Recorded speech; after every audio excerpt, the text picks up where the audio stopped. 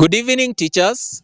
My name is Mr. Ocheng Anthony, and today I would wish to bring your attention to the procedure of preparing an electronic portfolio. I understand as a teacher trainee or as a teacher in practice, at some point you may be required to prepare an electronic portfolio for your learners, and you may be wondering, how do I go about it? Today, I will take you through a step-by-step procedure on how you can be able to carry out this task and achieve your objectives without any difficulties. Welcome. Teachers, I want you to understand that preparation of an electronic portfolio is not rocket science. You are only supposed to have a few requirements for this process and you will be good to go. Some of those requirements that you need for this procedure normally includes number 1, a laptop, number 2, a smartphone, and of course number 3, you must be having a reliable network, and at the same time you must be having some bundles which you can either get from your HOI or from your pocket, whichever might be easier for you to access. Now, I want us to begin and I'll take you through step number 1. After you have collected all the materials that are required for this process, you will go to a search engine. The most preferred search engine, particularly when you are using your phone, is Chrome. So you will go to Chrome, then you will type sites.google.com. When you do so, there is this illustration that is appearing on the right hand side of your screen. That is the interface that you will have after you have written sites.google.com. Once that interface opens, the first thing that you will do, you will tap that thing that is having a plus sign. Once you tap it, it will take you to a new template that you will have created from where you will be making that electronic portfolio of yours. Step number 2, after you have done so, now you will be required to insert the titles. Again, I want to take your attention to the right hand side of your screen. At the top left, there is a space there. So that is the space where you will be required to put the title of your portfolio. Like for example, you can have a title like the Zionist Junior School Portfolio. Then after you have typed it, you will take your cursor to the inner box where has been written number 2 on your screen. Once you get there, you will write another subheading for the portfolio that you want to create.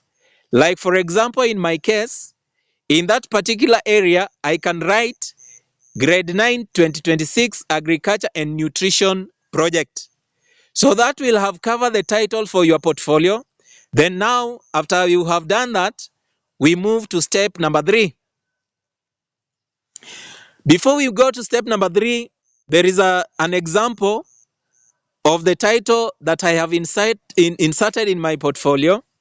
Like for example, you can see the main heading is the Zionist Junior School Portfolio. Then subheading is Grade 9 Agriculture and Nutrition Project 2026. Now we move to procedure number 3, step number 3. In step number 3, you will be required to create pages. Again, if you want to create a page, I want you to go to the screen, and in your screen, as you can see there, on the far right, there is a place that has been written pages. So you will click the pages button. Once you have clicked on the pages button, you will move downwards. You will find a plus sign. You will tap that plus sign. Once you tap it, there will be a drop bar that will emerge from there. From the drop bar, you will select a new page. Then you tap it. Once you tap new page, you will be required to write the name of that particular page. Once you have written the name of that particular page, you will tap done and you will have created your first page. Like for example, in my portfolio, I can give the name of my page to be project description. Then after writing the title project description, I will tap done, and after tapping done, I will have completed my first page.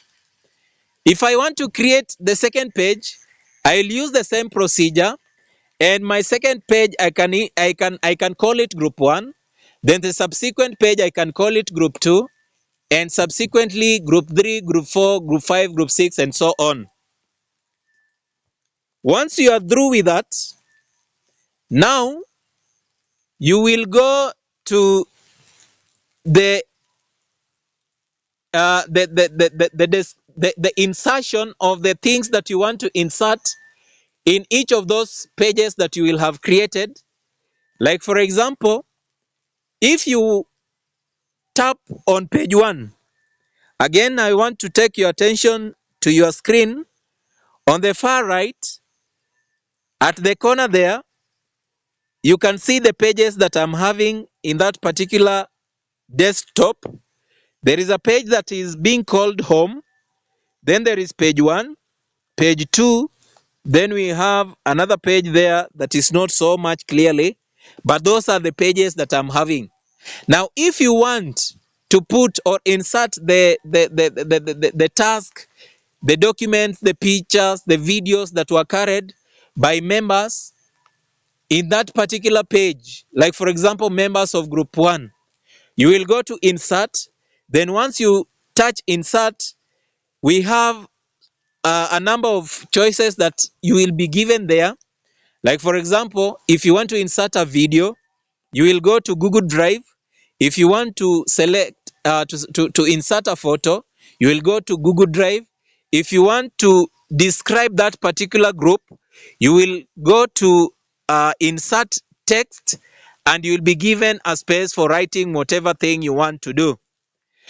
In short, if you want to describe a particular group with its activities, including the reports that they wrote, the pictures that they took, the video that they recorded as they were carrying out the task that you had given them, you can attach all those attachments using this button that you are calling insert button.